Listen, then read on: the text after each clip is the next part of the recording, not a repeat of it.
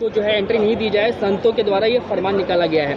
कह रहे हैं कि धर्म भ्रष्ट होगा। देखिए, ऐसा है कि मुसलमान जो है शादी ब्याह में हिंदू भाइयों का जो शादी का सुहाग का है सामान आज तक बनाता आया है। मुसलमान रंग बेचता है, मुसलमान जो है पिचकारी बेचता है, मुसलमान हिंदुओं के साथ मिलकर रहता है। और आज 2014 के बाद से मुसलमानों को अलग थलग करने की रोज़ाना कोई न कोई स्कीम निकलती है जो मुसलमानों को दूर रख रहे हैं हिंदू भाइयों से।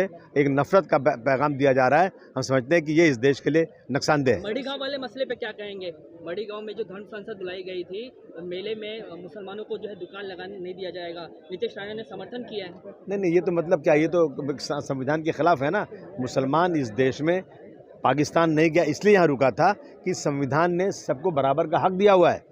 मुसलमानों को बाइकआउट करो, मुसलमानों को इकोनॉमिक बाइकआउट करो, उनको घर उनकी प्रॉपर्टी मत खरीदो, उनको प्रॉपर्टी बेचो मत, उनको दुकानें मत लगा दो। मैं समझता हूँ ये अंत हो चुका है। इसके ऊपर कहीं ना कहीं ये रुकना चाहिए। कोर्ट को या सुप्रीम कोर्ट को कहीं ना कहीं नोट लेकर के ऐसे लोगों के खिलाफ सख्त कार्रवाई करना चाहिए। एक सवाल है, आसाम के मुख्यमंत्री हेमंत बिस्वा शर्मा ने राहुल गांधी और ममता बनर्जी की तुलना औरंगजेब से की। उन्होंने बयान दिया है कि जब औरंगजेब का हिंदू विरोधी विचारधारा नहीं चली, वो हिंदुओं को खत्म करते करते खत्म हो गया, तो ये कौन है? नहीं, सब गलत हिस्ट्री दिखाई जा रही है। औरंगजेब रहमतुल्लाह अलैह ने बहुत सारी मंदिरें बनवाई हैं।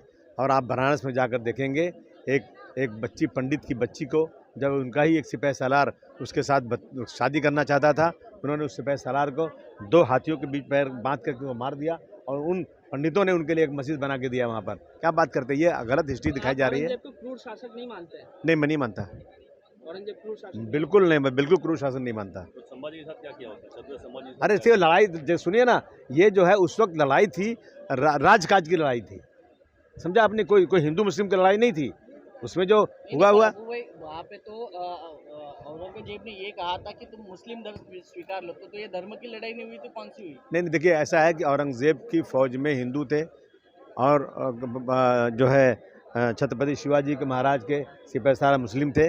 ये हिंदू मुस्लिम लड़ाई बिल्कुल नहीं थी। अच्छा, आप ये बताइए कि औरंगजेब को किस प्रकार इतिहास में याद रखा जाना चाहिए? कौन से शासक के तौर पे याद रखा? मैं एक ही बात बोलूँगा, औरंगजेब के ज़माने में भारतवर्ष जो है सोने की चिड़िया था। हमारी सरहद जो है अफ़गानिस्तान बर्मा तक बढ़ी हुई थी, समझा आपने। और इसी को देख कर अंग्रेज़ यहाँ आया था। एक इंसाफ पसंद बादशाह था वो। इसको ज़बरदस्ती के हिंदू मुस्लिम करके नफरत वाला काम नहीं करना चाहिए। सर, आप एक सीनियर लीडर हैं, एमपी से लेके एमएलए तक कई पदों पर रह चुके हैं, असेंबली आपने अटेंड की है। कर्नाटक असेंबली में स्पीकर द्वारा ये बयान दिया जा रहा है कि अब असेंबली में रिक्लाइनर सोफा रखे जाएंगे ताकि जो वहाँ पहुँचने वाले एमएलएज हैं, विधायक हैं, उन्हें सहूलियत मिले, आराम मिले। क्या आपको असेंबली में आराम नहीं मिलता है? आप इसके बख्शदार हैं? आपको लग रहा है कि ये गलत चीज़ है? नहीं, कोई गलत नहीं, अच्छा है, अच्छी चीज़ है। वक्फ संशोधन बिल जो है कहा जा रहा है इसी सेशन में पास होगा पार्लियामेंट में, क्या कुछ कहेंगे? हम उसका अपोज करेंगे।